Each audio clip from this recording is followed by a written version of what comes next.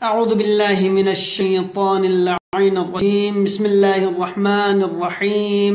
الحمد لله رب العالمين. الحمد لله الذي جعل الحمد مفتاحا لذكره وسببا للمزيد من فضله ودليلا على آلائه وعظاته، ثم الصلاة والسلام على أشرف بريته وخاتم رسله وأمين وحيه ومبلغ رسالاته الذي دنا فتدلى فكان قاب قوسين أو أدنى، الذي سمي في السماء بأحمد وفي الأرضين بأبي القاسم محمد.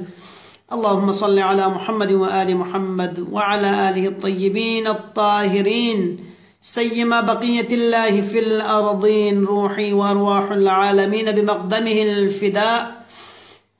أما بعد، قال الله عز وجل في كتابه المجيد: بسم الله الرحمن الرحيم. فمن حاجك فيه من بعد ما جاءك من العلم فقل تعالوا ندعو أبناءنا وأبناءكم ونساءنا ونساءكم وأنفسنا وأنفسكم ثم نبتهل فنجعل لعنة الله على الكاذبين. صدق اللہ العلی العظیم. عزیزان محترم سامعین کرام، سب سے پہلے آپ تمام سامعین ناظرین کی خدمت میں، تمام مسلمانان جہان کی خدمت میں، اور بالاخص ولی خدا منجی عالم بشریت صاحب العصر والزمان عجل اللہ تعالی فرجہ الشریف کی خدمت اقدس میں یوم مباہلے کی مناسبت سے حج تبریک کو تہنیت پیش کرتا ہوں. عزیزان محترم،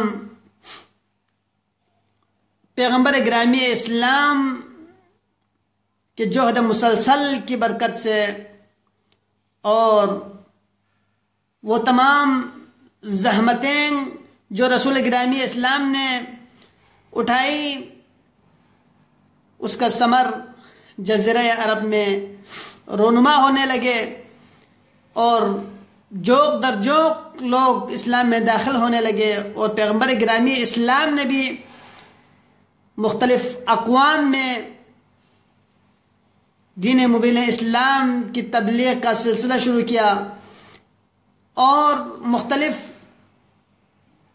مذاہب کے لوگوں کے لیے خطوط لکھنا شروع کیا تاکہ دین مبین اسلام میں داخل ہو جائے یا صلح کرنے پر آمادہ ہو اور جزیہ دے. انہی میں سے آج جس مناسبت پر ہم گفتگو کر رہے ہیں، پیغمبر گرامی اسلام نے نصارائے نجران کے لیے بھی ایک خط لکھا کہ دین مبین اسلام کو قبول کر لیں اور کلمہ لا الہ الا اللہ محمد رسول اللہ کے زیر سایہ پرچم تلے جمع ہو جائیں اور اقرار رب ذوالجلال کی وحدانیت اور رسول کی رسالت کی گواہی دیں، یا اسلام کے ماتحت رہیں اگرچہ اپنے دین پہ باقی رہے. تو نصارائے نجران تک جب رسول گرامی اسلام کا یہ خط پہنچا تو انہوں نے اپنے بزرگوں کو بلایا اور مشورہ کرنے لگے کہ محمد نامی ایک شخص کا پیغام آ چکا ہے جو ختمی مرتبت ہونے کا دعوے دار ہیں اور اسلام قبول کرنے کے حوالے سے ہمیں پیغام بھیجا ہے. تو اس وقت انہی میں سے بہت سارے بزرگان بھی بیٹھے تھے جو اپنے دین پر مکمل عمل پیرا تھے. ان میں سے ایک بزرگ نے کہا کہ ہم نے بھی اپنے بزرگوں سے سنتے آ رہے ہیں، سنے ہیں کہ آخری ختمی مرتبت جو کہ حضرت اسماعیل کے اولاد میں سے ہوں گے، شاید آج جو شخص ہمیں پیغام بھیج رہے ہیں شاید وہی ہو. لہٰذا ہمیں قریب سے دیکھنا ہوگا کہ جو پیغام بھیجنے والا واقعاً مرسلین میں سے ہے یا نہیں ہے۔ لہٰذا ہمیں ایک وفد کو آمادہ کرنا چاہیے اور اس وفد کو مدینے میں بھیجنا چاہتا ہے تاکہ قریب سے ملاحظہ کر سکے۔ انہوں نے ایک وفد کو مرتب کیا، سید اور عاقب ان دونوں کے ساتھ اس وفد کو بھیجا۔ جب مدینے میں پہنچے تو انتہائی جاہ و حشم کے ساتھ قیمتی لباس زیب تن کیے ہوئے تھے، سونے چاندے کے بنے ہوئے جواہرات ان کے جسموں پر ملبوس تھے۔ جب مدینے میں داخل ہو گئے تو یہود نے کہا لیست النصارى، تو نصارہ نے کہا لیست الیہود، تو اس وقت اسلام نے فوراً رب ذوالجلال کی طرف نازل ہوئی، وقالت النصارى لیست الیہود وقالت الیہود لیست النصارى علی شیء وهم یتلون الکتاب۔ بہرحال پیغمبر گرامی اسلام تک یہ خبر پہنچا تو اس وقت پیغمبر گرامی اسلام سے انہوں نے اذن مانگا، تو اس وقت رب ذوالجلال کے حبیب نے سوال کیا ان کے آنے کا انداز کیا ہے، کس طریقے سے آئے ہیں، تو خبر دی گئی کہ وہ لوگ قیمتی لباس ان کے جسموں پر ہے، زیب تن کیے ہوئے ہیں اور ملوک و شہنشاہ کے طریقے سے وہ لوگ آئے ہیں۔ تو اس وقت رسول گرامی اسلام نے منع کیا کہ ان کو کہیں کہ عادی حالت میں آ جائیں، تو پیغمبر انہیں اجازت دیں گے وإلا اجازت نہیں دیں گے۔ تو وہ لوگ دوسرے دن اپنے تمام لباس فاخرہ کو اتار کے پیغمبر گرامی اسلام کے پاس آ گئے۔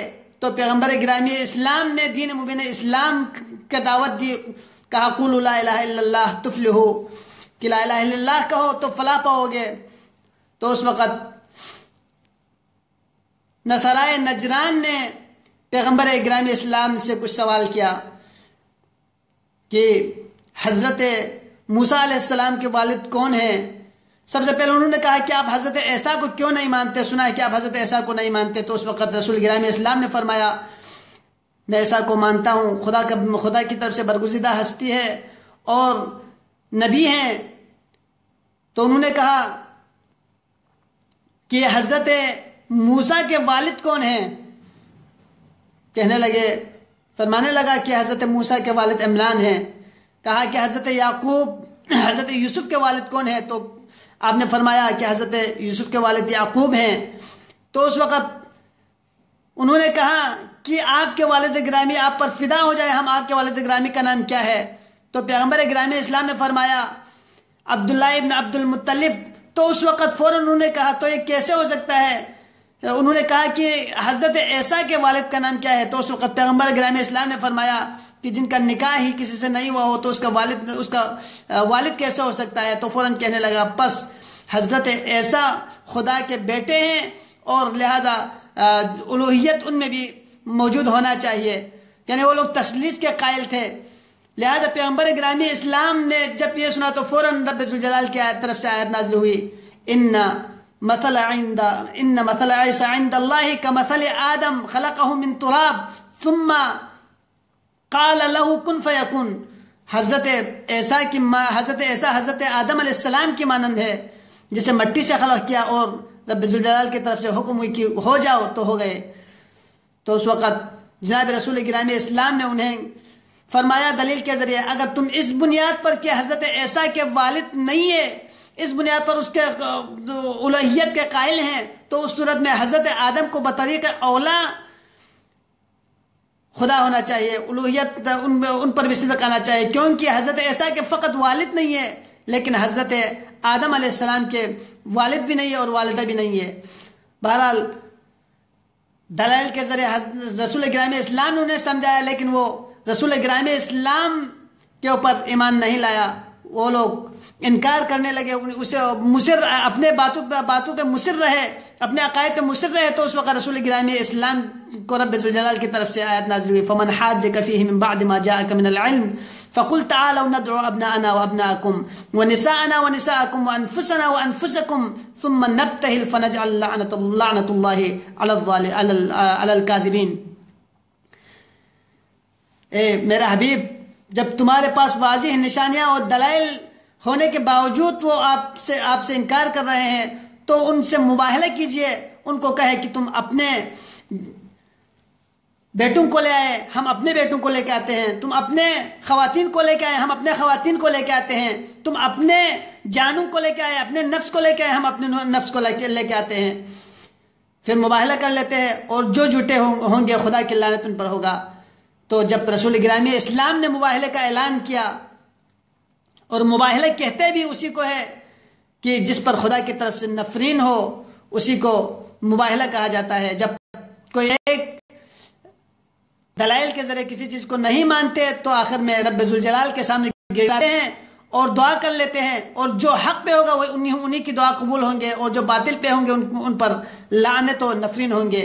لہذا پیغمبر کے حبیب نے ان کو مباہلے کی دعوت دی، تو دوسرے دن وہ لوگ سب جمع ہو گئے اور اپنے درمیان میٹنگ کرنے لگے، کہنے لگے کہ اگر کل محمد اپنے ساتھ ملوک کو لے کے آئے، جاؤ حشم والے افراد لے کے آئے، جو اپنے معاشرے میں جن کا نام روشن ہے ان کو لے کے آئے، اور اپنے اصحاب و انصار کے ساتھ آئے، تو ہم مباہلہ کرنے کے لیے آمادہ ہیں، ہمیں کسی چیز کا خوف نہیں ہے۔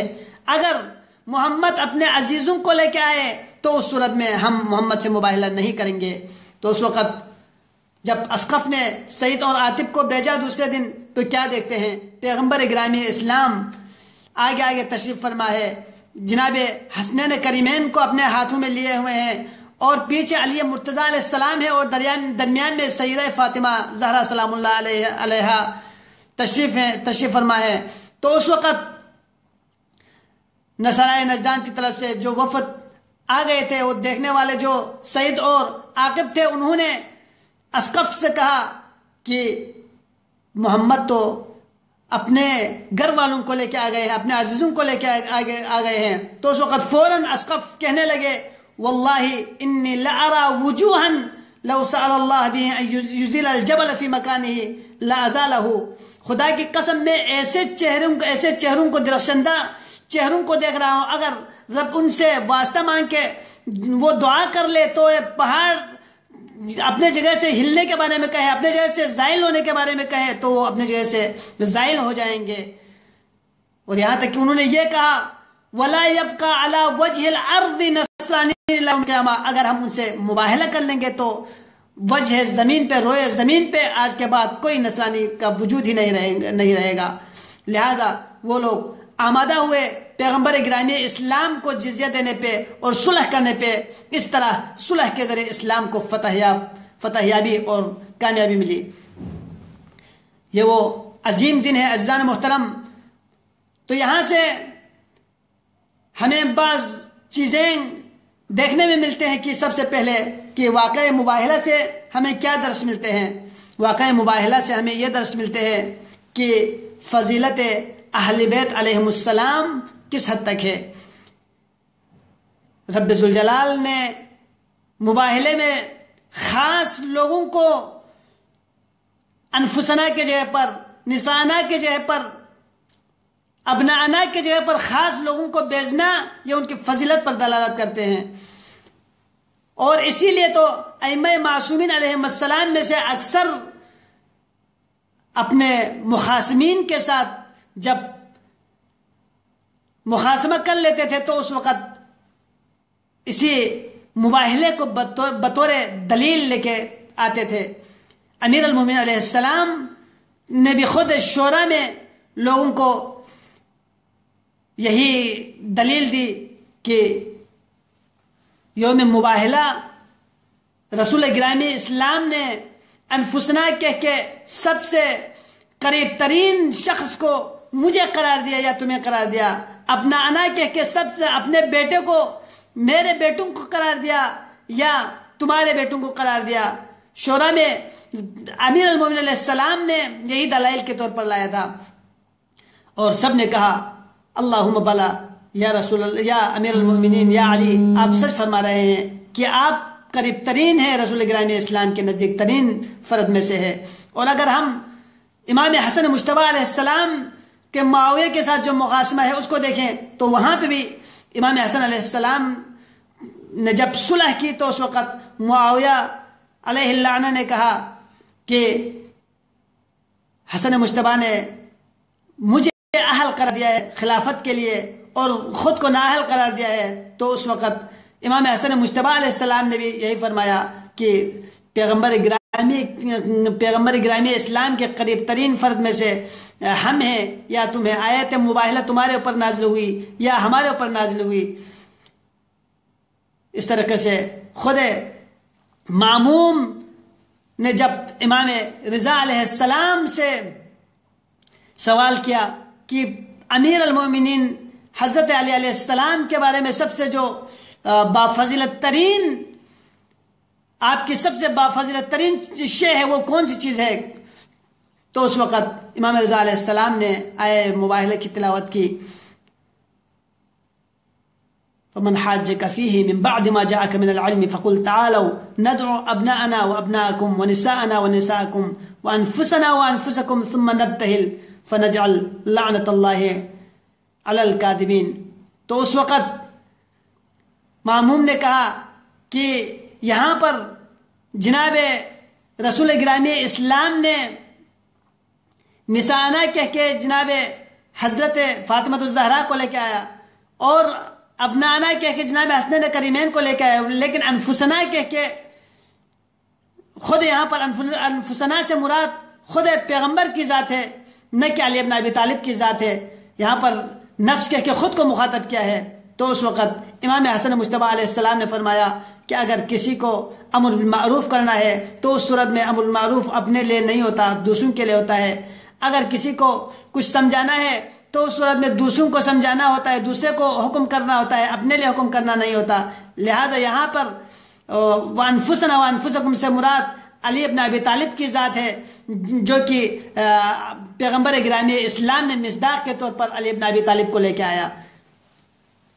تو عزیزان محترم، اس یوم مباہلہ سے اگر ہم ولایت علی ابن ابی طالب کو ثابت کرنا چاہے تو ولایت علی ابن ابی طالب بھی اسی سے ثابت ہو سکتے ہیں، اور فضیلت اہل بیت علیہم السلام بھی اسی آئے مباہلہ سے ہمیں ثابت ہو سکتے ہیں۔ رب ذوالجلال سے دعا کرتے ہیں پروردگارہ ہمیں محمد و آل محمد کی فضیلت کو سمجھنے کی اور ان کے سیرت کو سمجھنے کی اور اس پر عمل پیرا ہونے کی توفیق عطا فرما۔ پروردگارہ بحق محمد و آل محمد دنیا میں محبت محمد و آل محمد، آخرت میں شفاعت محمد و آل محمد سے ہمیں بہرمند فرما۔ پروردگارہ شیعیان امیر المؤمنین کی جان مال عزت آبرو کی حفاظت فرما۔ پروردگارہ داعش طالبان القاعدہ کو صفحہ ہستی سے نابود فرما۔ پروردگارہ مدافعین حرم اہل بیت جہاں کہیں بھی انہیں فتح نصرت عطا فرما۔ پروردگارہ قلب مطہر امام زمان کو ہمارے اوپر راضی و خوشنود فرما۔ پروردگارہ مسلمانان جہاں دنیا کے کونے کونے میں مظلومیت کے ساتھ زندگی گزار رہے، خصوصاً مسلمانان برما، مسلمانان فلسطین، مسلمانان شام، مسلمانان عراق، مسلمانان دنیا کے جس کونے میں بھی ہو، خصوصاً شیعیان علی ابن ابی طالب، ان کی جان مال عزت آبرو کی حفاظت فرما۔ پروردگارہ ظالمین کو صفحہ ہستی سے نابود فرما۔ پروردگارہ قلب مطہر امام زمان کو ہمارے اوپر راضی و خوشنود فرما۔ امام زمانہ کے ظہور میں تعجیل عطا فرما۔ والسلام علیکم ورحمۃ اللہ وبرکاتہ۔